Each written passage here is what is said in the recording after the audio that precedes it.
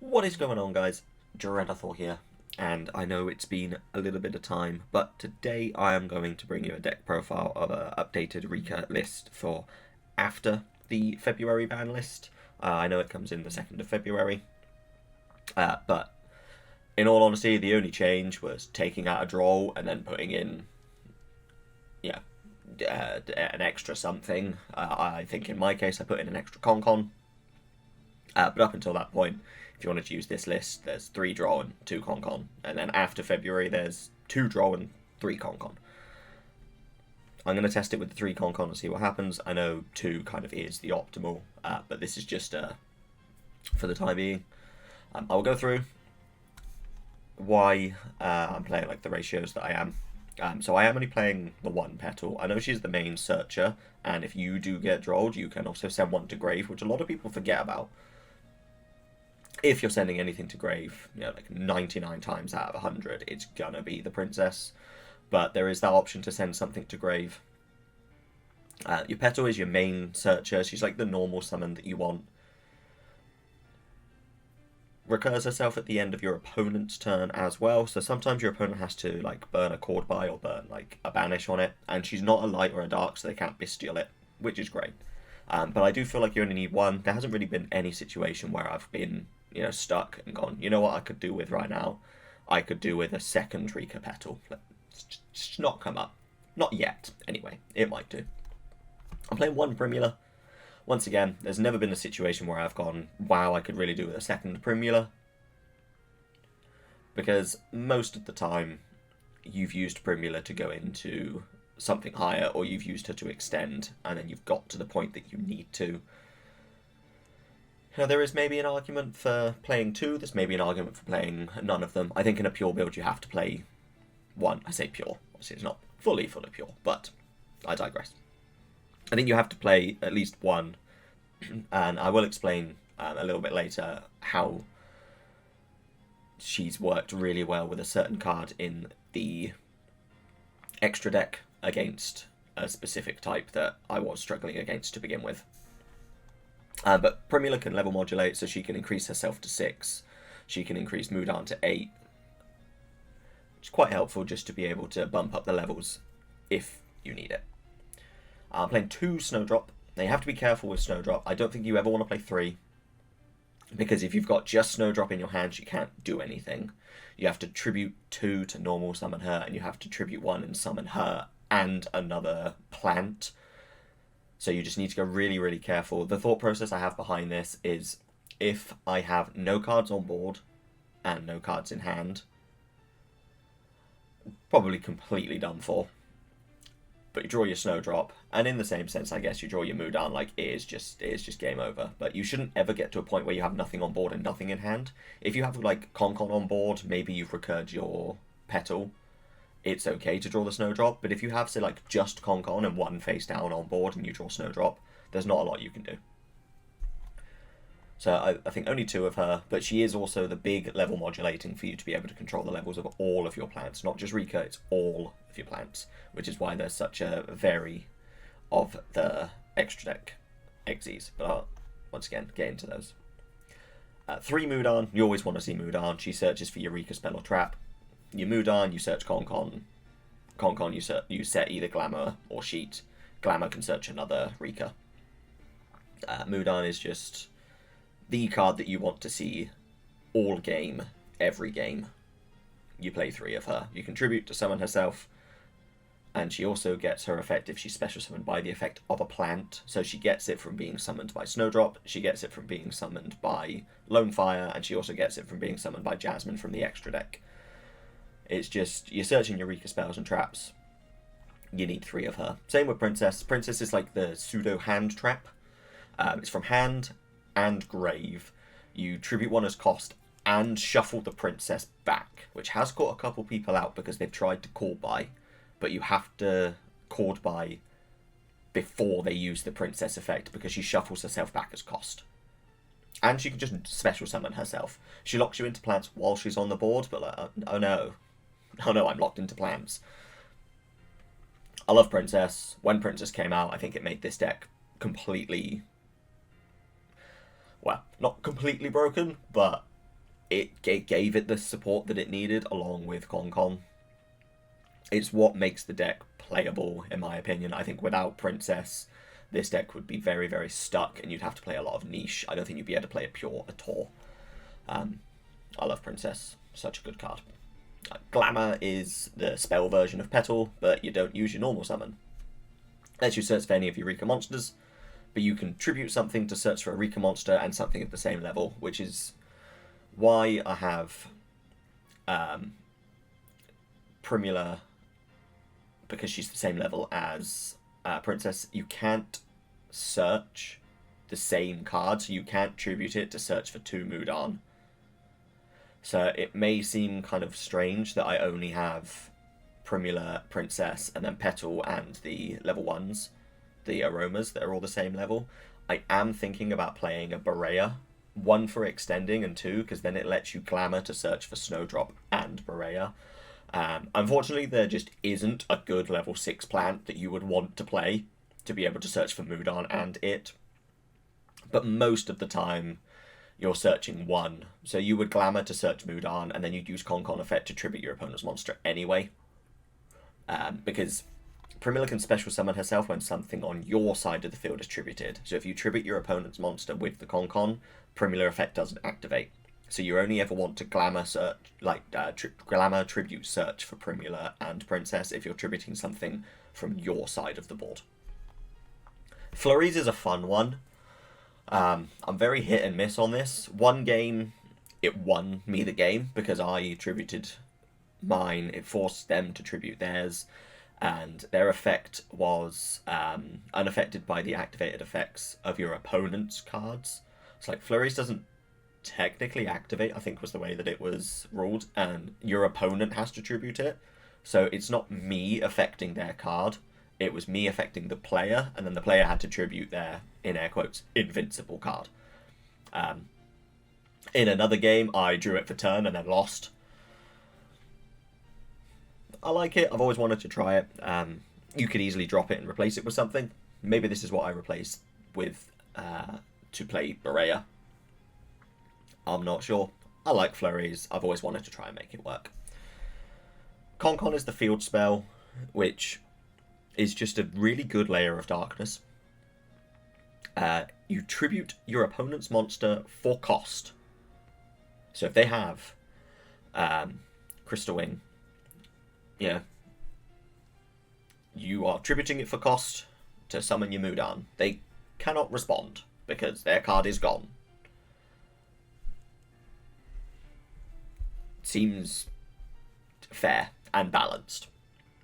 And I know you're thinking, oh, but Mitsurugi like it when you tribute them. I will get to that in a second.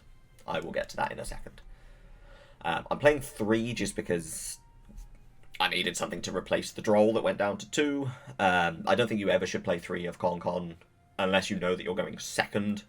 I think 2 is probably the optimal number because you can search it with Mudan.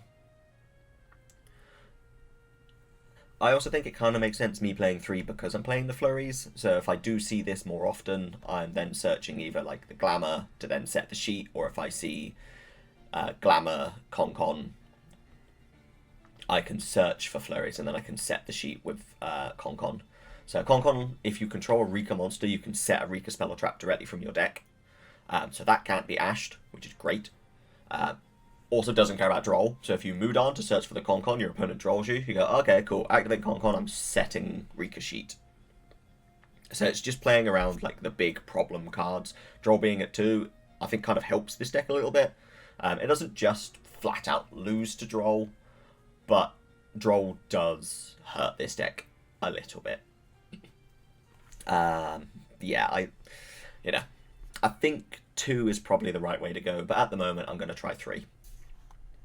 I'm only playing 1 Rikka sheet.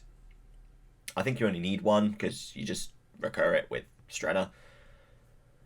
And also, if you get to the point in a game where you're having to search back the card that says you tribute one of your opponent's monsters and steal the other one, like, you're in a grind game, you're going quite fast, sheet's probably not the card you're looking for anyway. So I've actually used the first effect of Rikka sheet a couple times as well, which people don't realise because I use the second effect so much. But you can target a face-up monster your opponent controls, and then neither player can activate that face-up monster's effect on the field. So it's not a negate. They just flat out can't activate it.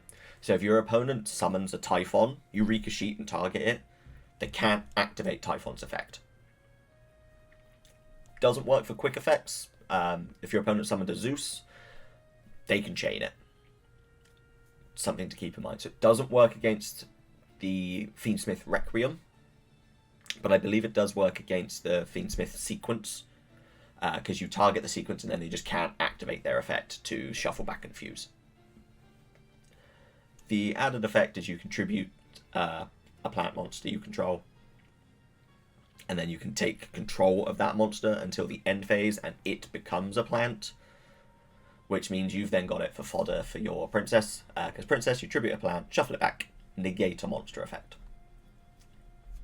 So sheet works quite well in conjunction with that. There is another trap that Rikka have, which is Rikka Tranquility, and I've always tried to make this work, but because it's a trap, if you draw it and you don't want to see it, it's just really, really bad. It's a monster reborn, but you contribute 1 to special summon 2. It's so good for reoccursion, but if you go second and you open Tranquility, it's just a complete dead card because you can't use it until the turn after, when you've got a couple plants in the grave. Like, if your stuff's being negated and destroyed and you're not controlling stuff and they manage to get rid of your Con and you're left with just a Tranquility and, like, a princess in the graveyard, it just doesn't do enough, which is a shame because I really want this card to work because I really like it, because tributing your opponent's monster to special summon 2 from the grave sounds ridiculous, is ridiculous the one time you pull it off, but the 9 other times where it's sat in your hand, it's just not worth it, which is such a shame. I would maybe think about siding it, put it in game 3 if you know you're going first, or at game 2 if you lost game 1, so that you know you're going first and you can use it, but you don't really want to see it in your hand. You want to search or set from Con with it. I love the card, I just haven't been able to make it work. Whereas Flurries, I have. So 50-50 on it. But that's it for the Rikkas, the Rikka monsters, spells and traps. I'm playing just a couple Aroma cards. I don't know how to feel about these. I do like being able to... So, Rosalina, you can discard her to target an Aroma monster you control, gain life point equal to half its attack. You pretty much never use that effect. You use the other, where if you normal or special summon it, you special summon a non-tuner Aroma from your deck, which is where Laurel comes into play. If you use her, you are locked into plants, so you can't use her, get Laurel overlay into like a level 1, rank 1 if I was playing it, to punch to turn into Zeus. Like, you are locked into plants completely. But a plant deck doesn't necessarily care about that.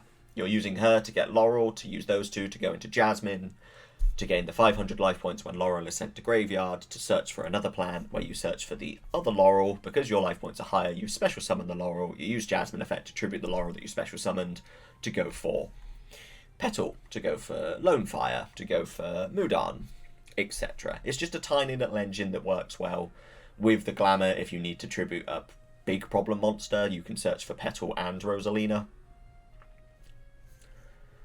Most of the time, though, you'll want to focus on the Rikka monsters rather than the Aromas, but if you see them, it's not too much of a problem.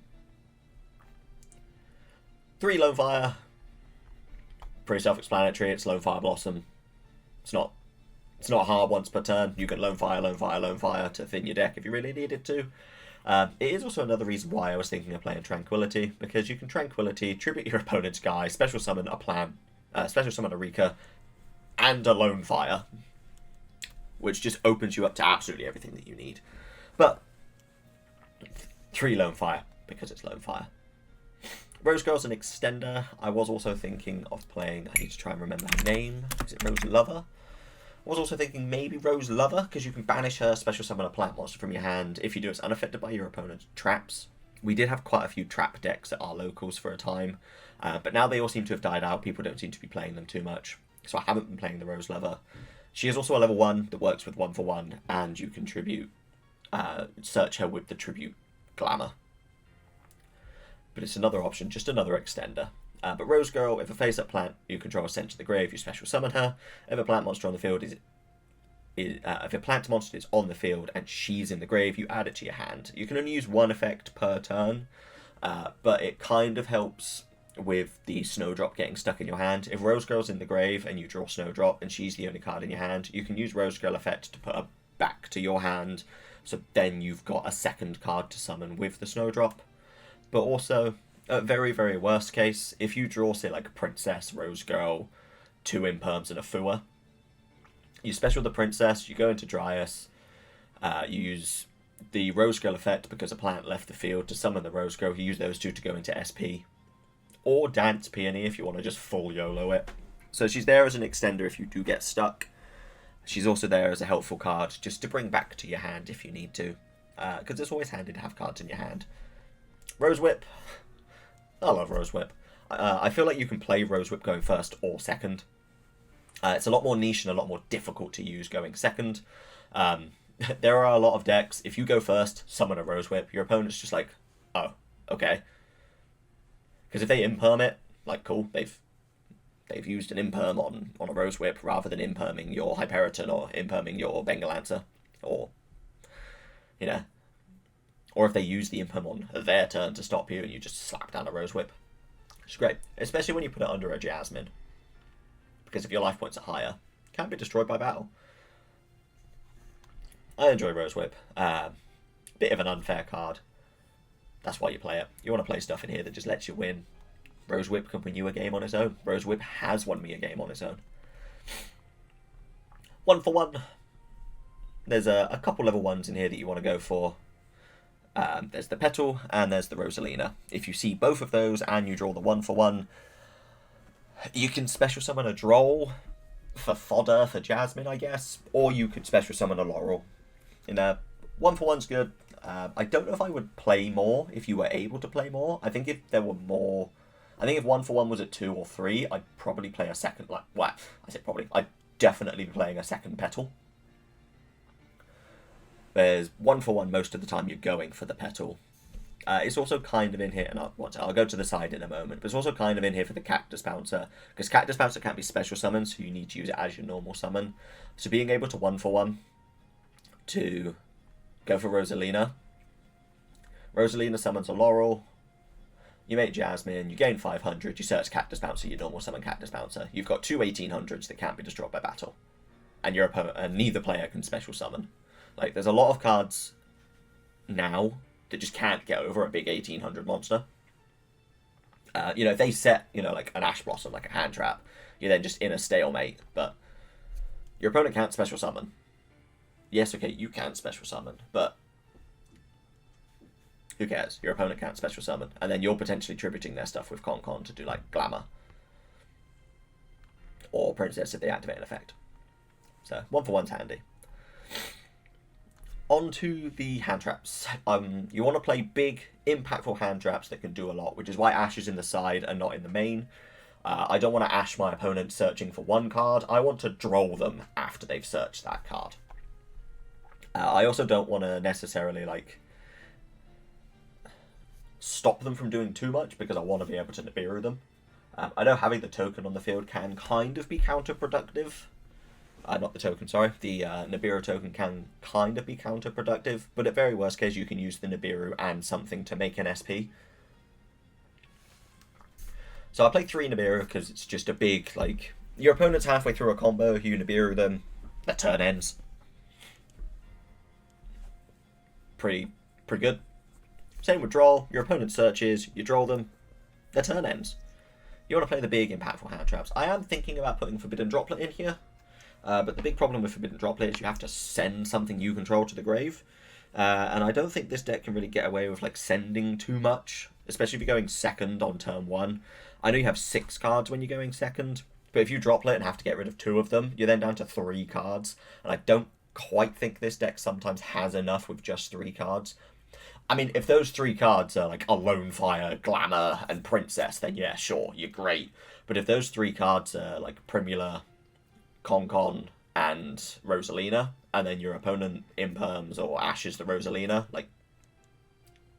your turn ends. I know it's all if, buts, and maybes, But Forbidden Droplet is something I've got on my mind. Just not at the moment, because it doesn't just end your opponent's turn like Nibiru and Droll do. We're playing 3 Fua, because it's a mini maxi. You drop a Fua, your opponent either has to end their turn, or gauge up how many cards they want to give you.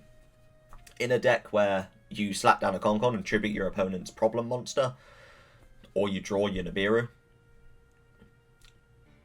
I don't think it's worth playing the other Mulch armies, especially at the locals that I'm at. There's just not too many decks that summon from hand, and there's also not too many decks that summon from graveyard at the moment.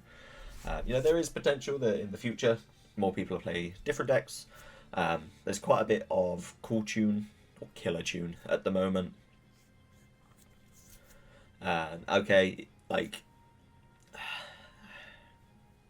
It doesn't summon from hand, it uses the thing in the hand to summon from the extra deck. So I feel like Fu is the only one really worth playing at the moment. 3 Imperm. Imperm's pretty good. Most of the time I save the Imperm for my turn, so that you can Imperm a problem card, like an Omni Negate for instance, slap down a Concon and tribute the other problem card.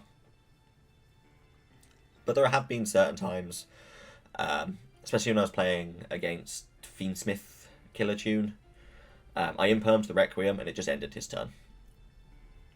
So you weigh it up, but Imperm feels good. 1 Callby. Callby's good going first or second. And then the 1 Tactics Talent. I'm a little bit 50-50 with this. I go through phases of liking this card and disliking this card. At the moment I like it because it came in handy in a couple games that I played. Next time we play at the locals, I'm probably going to hate it because I have it in my hand and it doesn't do anything. But when Tactics and Crossout got put down to 1, I kind of felt like they were just instant cards that should be put in the deck. But then, as I said, a lot of the time I end up drawing it and it doesn't really do too much if your opponent doesn't have effects. Like going second and you have a Tactics, you know that you're using it. But if you're going first, and your opponent has, say, like Imperm and Dominus Purge, Tactics doesn't do too much. And that is it for the main deck. We're going to the extra deck. I've got it backwards for some bizarre reason. I will start from the right and go to the left to explain. So we got the 1 Dryas, just because it's handy. Works with Rose Girl. Also, if you need to get something into the graves, like if you want to just get your Petal into the grave for some bizarre reason, you can make a Dryas. It also, like, your opponent can't attack it to destroy it. They can still target and destroy it, but they can't attack it and destroy it. There was one game where my opponent didn't attack because they only had 1 monster on board and they didn't know whether I had a Sunvine card to be able to special summon it. So the first effect doesn't matter because we're not playing low C. So Dryas can't be targeted for attacks, but doesn't prevent your opponent from attacking you directly. And if you take battle or effect damage, you gain that life points and you special summon a Sunvine monster from your extra deck. Because I'm not playing a Sunvine monster, I can't use that effect, but your opponent doesn't know that. So in that situation, they had 1 monster, and they didn't attack, because if they did attack, I could have gained the life and summoned Sunvine and had 2 plant monsters on board. It would have just given me the advantage. I told him after the game that I wasn't playing a Sunvine monster, so I couldn't use the effect, just because it's helpful to help the locals learn. I wasn't going to tell him in the game. SP, really, really good backup option. Most of the time you don't end up going for the SP because she's not a plant. But as I said, in the situation, if you've got Princess and Rose Girl in hand, Princess, Dryas, Rose Girl effect, summon, make SP. And then if you do have Petal to be able to normal summon, happy days, you can continue on a little bit more. Most of the time you won't be going for the SP, but it's there as a good backup. I guess I could jump to this side, like same way that Typhon is. I don't think I've summoned Typhon, but he's just handy to have in case you've used everything, you normal summon, make a Typhon. Play 2 Jasmine. I don't really feel like you need to play 2 in this because you're not really link climbing anymore. It's more so for like the long game, I guess. You've got the second one as the backup. But I only ever really summon the Jasmine if I see the Rosalina or the 1-for-1. I don't really summon Jasmine at any other time because why would I link off 2 plant monsters to make a Jasmine that doesn't do anything when I could use Snowdrop effect to make everything level 8 and have a Teardrop? Or level 4 and have a Strenna, because Strenna's broken. So if your life points are higher, discard and plant monsters at points 2 can't be destroyed by battle, which has come up a couple times. I've had Hyperiton and Rose Whip underneath this, and it just meant my opponent couldn't do anything. But it's not often that I go into the Jasmine now. I'd much rather go into something from the main deck and establish a bit more of a board presence that way. She does have the option of attributing something underneath her to summon from deck, so it does open you up to every single plant. But you only really use that effect later in the game if you've stole something with Sheet, or you use it turn 1 if you've played the Rosalina. Dance Peony is kind of a last-ditch effort. So you could either go for an SP just to have, a response to your opponent activating a monster effect, or you could go for Dance Peony, mill 3, hit 2 plants, and boom, off you go, happy days. On the flip side, you could go for a Dance Peony, mill 3, hit nothing, and you lose. I do feel like she's kind of needed, though, mainly because of the level modulation. You don't have to do the mill. I don't see why you wouldn't when you summon the Dance Peony, especially if it's a bit later in your turn or later in the game and you've already established quite a bit of presence. 100 times out of 100 you play Dance Peony, you're targeting a princess that's in your graveyard to make things underneath at level 4 to make Strenna to reoccur. Unless you can just go for game, you're making a Strenna with Dance Peony. We're still playing the Bengal Lancer. Just in case, if your opponent plays a Link 3 and you use Sheet to steal it, you can use that Link 3 that you've stolen and one of your plants to make Bengal Lancer. And Bengal Lancer does recur if you've had to go into, say, Jasmine and the Dance Peony at some point.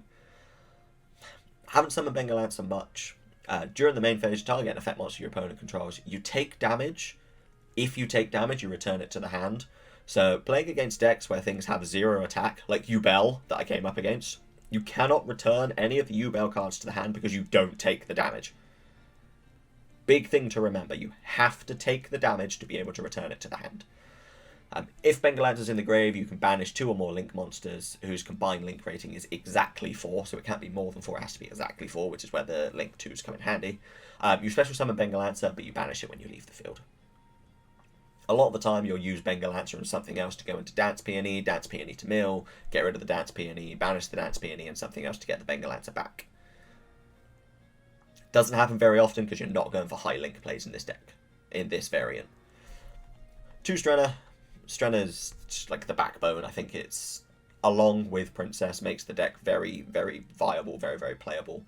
It's 2 generic level 4 monsters, so if you have just a Princess and a Fua, you can special the Princess, normal the Fua, make a Strenna. And then if you have a Mudan in hand, tribute the Strenna to summon the Mudan. So that's why Fua does also come in handy.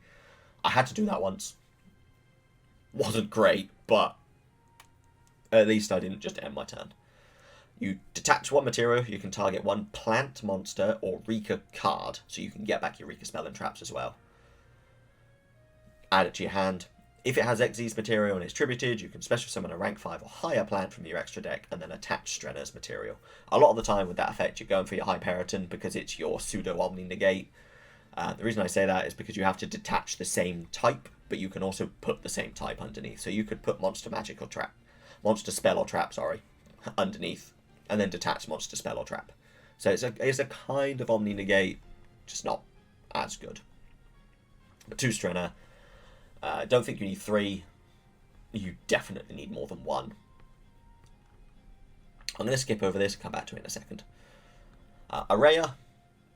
If you're going second and there's a lot of problem cards that your opponent has that you need to just get rid of, especially back to the extra deck, you can make Araya with Strenna.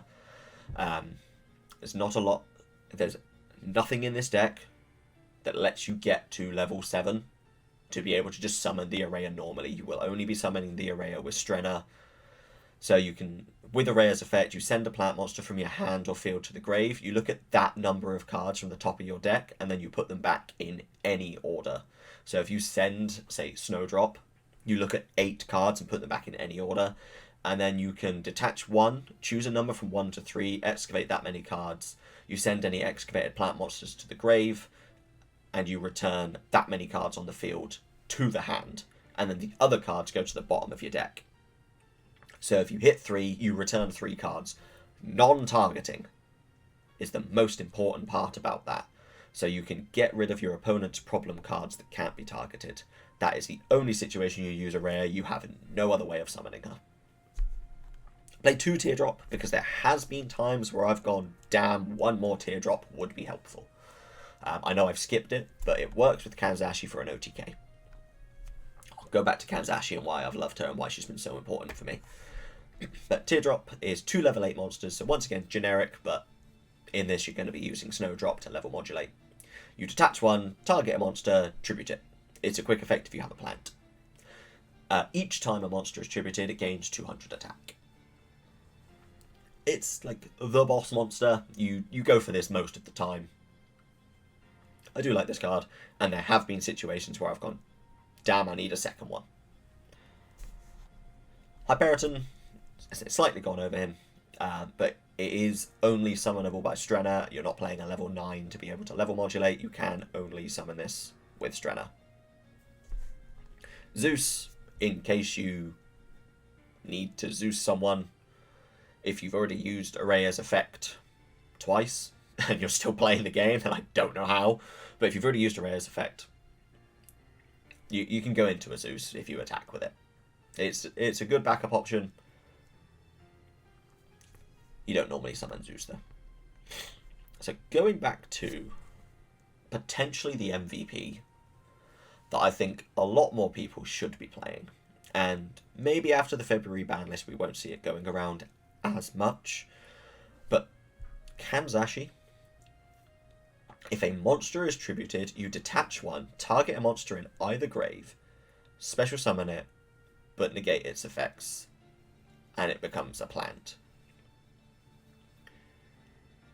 If your opponent plays Mitsurugi Ritual and tributes their Mitsurugi, you steal it with Kanzashi should they don't get it back.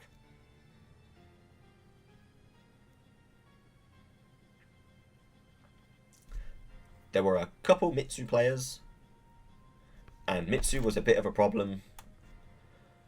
I don't necessarily think for the deck, but in a way, you know, you're tributing your opponent's cards for you to gain advantage. You tribute your opponent's Mitsurugi and they summon it back. A little bit painful. But if you have a Kanzashi, you just steal it. Like, this card came in clutch for me so much, and I was basically summoning it every game I was against a Mitsurugi player. I love Kanzashi. I've wanted her to work for ages. And now that you're stealing your opponent's Mitsurugi stuff, it's just the icing on the cake. It's 2 level 6s, so a combo that you can do, if you have Primula, Snowdrop, and Mudan, you tribute a monster to summon Snowdrop and Mudan. Mudan to search because it's mad, like, you want to search. Primula effect to special summon herself, so you have the 3 on board. Snowdrop effect to tribute the Primula. Primula effect to tribute the Snowdrop. You make Primula and Mudan into Strenna. Detach Mudan, add Mudan. Mudan effect to tribute the Strenna to summon itself. Strenna effect to summon Teardrop. And then you use Mudan and Snowdrop because they're level 6s to summon Kanzashi. You attack with Kanzashi. You attack with Teardrop. You use Teardrop effect to detach and tribute herself. Use Kanzashi effect to detach to summon the Teardrop to attack for game.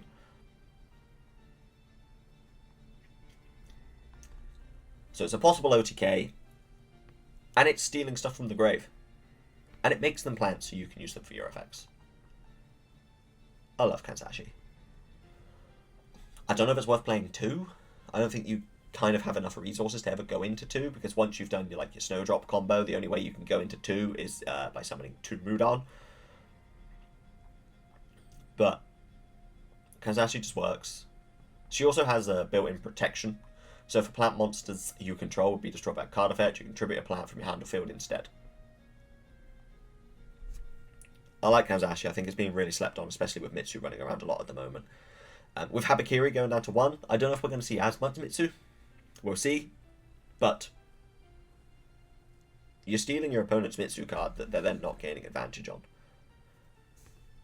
It's great. I'll briefly go over the side. But the side is just going to be dependent on your locals where you're playing, the big event where you're playing. But Cactus Bouncer, already discussed, stops players special summoning, can just flat out win you the game. Ash, usually if I win game 1 and I know I'm going second, I will be taking out Rosalina, the 2 Laurels, 1 for 1, probably Rose Girl. So you take out 5. You can put in 2 Ash, cross out Harpies. You can put in 2 Ash, 3 evenly. Like, I feel like you always kind of want those cards that you're going to be taking out, or you know you're taking out. 2 Ash are kind of there mainly for the cross out target, but if your opponent's playing a very, very heavy search deck, and especially with Droll now going down to 2, Ash is just helpful. Harpies, I keep it in just because I guess part of me is still scared of the Mystic Mine problem, where if you weren't playing spell or trap removal, you just lost. Especially things like Gozen and Rivalry. If you're not playing cards to get rid of Gozen and Rivalry, and your opponent activates one of them and you can't do anything, like you just deserve to lose. I'm really sorry to say something like that, but like if you aren't playing spell or trap removal, when there are cards going round that say you lose the game if you don't have spell or trap removal, that's on you. So I always keep Harpies in the side. Cross out explains itself.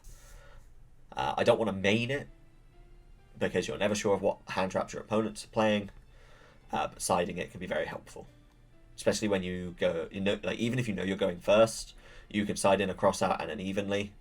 I did that and then drew the evenly. It was like great, cool, but you can side in like a cross out and an evenly, so that your opponent can't evenly you. Forbidden Apocrypha is like the D-barrier replacement. It's just a lot worse. And I haven't really had that much chance to utilize it properly, so I will be taking this out the side at some point.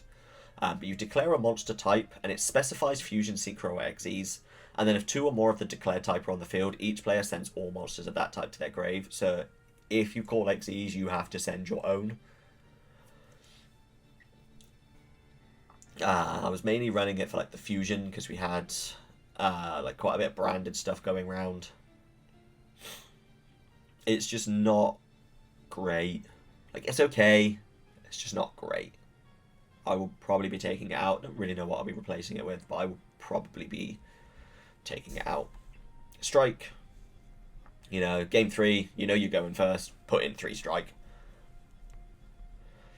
Game 3, you're going second. Put in 3 evenly. It's just good removal. A lot of the time, your opponent might not have something that can respond to it. A lot of the time, your opponent might also panic if you just go draw, standby, main, battle. You never know. And then we got Rivalry and Gozen. As explained, they are cards that you just win the game. I played a Rivalry, won the game. I played Gozen, won the game. And I don't like cards like this. I can see why they're at 1. Just because I don't like them doesn't mean I'm not going to play them, because it wins you a game. They're handy. They're great. Rivalry is a lot more effective in this deck than Gozen is, because Gozen does attributes, which kind of then does block you from your aromas. It blocks you from lone fires.